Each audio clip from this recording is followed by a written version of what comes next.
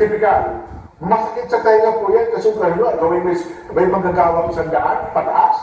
Nako, di adjustment na katakot-takot na gagawin dyan. Dalawang isang araw, sabihin mong 20 dias ka na lang magtrabaho sa isang buwan. Di meron kang 4,000. Hindi lang 4,000. 4,000. Per head. 4,000 per head. Ay, kung sa 10 tao, 40. Yes. Sa 100 tao, 400,000. Oo. Abay. Sa malaking kumpanya.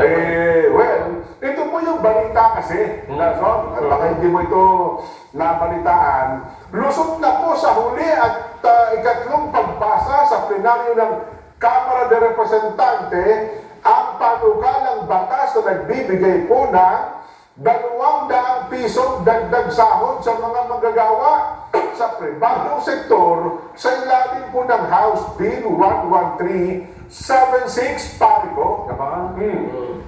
Ang naging botohan, 171 ang pumabor, isa po ang tumutol at wala po namang abstention.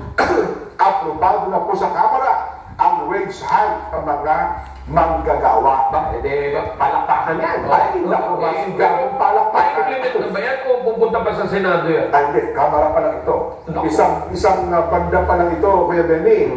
Ginawa daw pong sa ginawang meeting kamakailan ni House Speaker Martin Romualdez sa mga kinatawan ng labor groups at ng employers na pagkasunduan, mga babayan, mga manggagawa, 200 pesos dagdag sahod ng mga manggagawa sa pribadong sektor.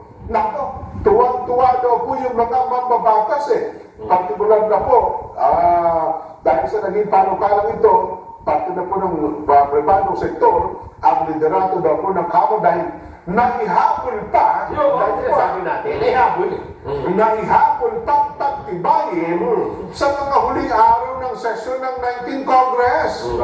At ayon po sa mga mambabatas ng Kamara, matagal ng panukala ito. Tagal na.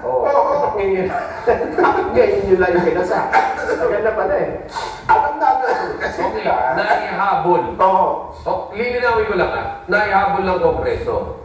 Well, yan ba ay naihabol para maisabatas na o naihabol lang natapusin ng Kongreso at aakyat pa sa Senado na alam naman natin gahol na gahol tayo sa oras sa ngayon. Yun ang tama ka, Kuya Benny. Naihabol lang ng Kamara sa kanilang panig.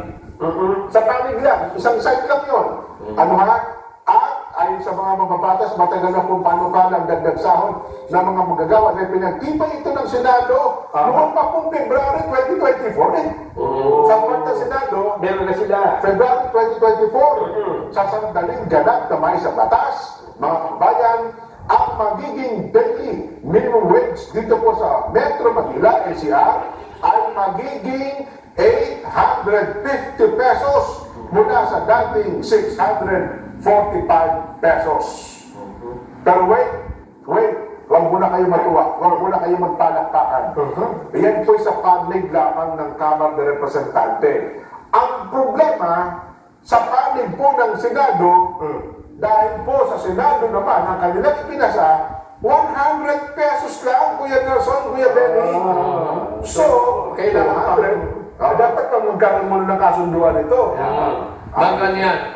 Yun yung tinatawag natin na magsasalubong pa yan. Yes.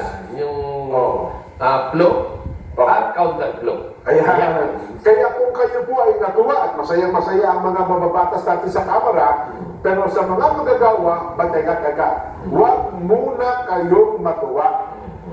Ano ha? At baka ang katuwaan ninyo ay masiphayo pa po kayo sapagkat may natitira na lamang ilang araw na pagdinig. Gaya ngayon, wala nang hearing sa Kamara. Kasi Webes na. Ano ha? Next week na ulit. Ang balik nila, next week na. 3 araw lang din doon. Hindi pa po nagbabay kami ito. Kung ang pag-uusapan ay sila pa lang, itong panukalang ito hindi pa po sila nagbabay kung magkano ba talaga ang aaprubahan. 100 pesos ba sa part ng Senado? O 200 pesos ba sa part ng Kamara de Representante? At kung ito po ay napagkasunduan sa BICAM, ay saka pa lamang po ito maipapasa